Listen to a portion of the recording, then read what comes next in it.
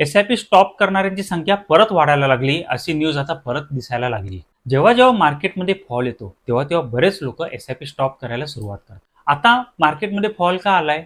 कारण US आणि इराणचं war चालू आहे.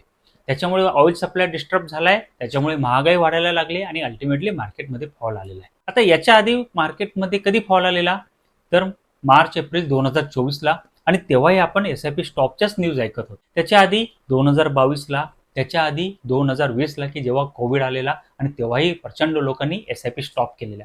सो हे लोक जेव्हा जेव्हा मार्केटमध्ये डाऊनफॉल येतो, तेव्हा तेव्हा एस-आय-पी थांबवतात आणि परत मार्केट वरती जातं आणि ते एस-आय-पी चालू करतात. अल्टिमेटली ते लोक महागातच काही गोष्टी विकत घेतात. सो मित्रांनो, मी तुम्हाला सांगेल, जर तुम्हाला लॉंग टर्मला योग्य वेल्थ क्रिएट करायची ना, तुम्हाला डिसिप्लिन वेने इन्व्हेस्टेड राहावं लागणारच आहे.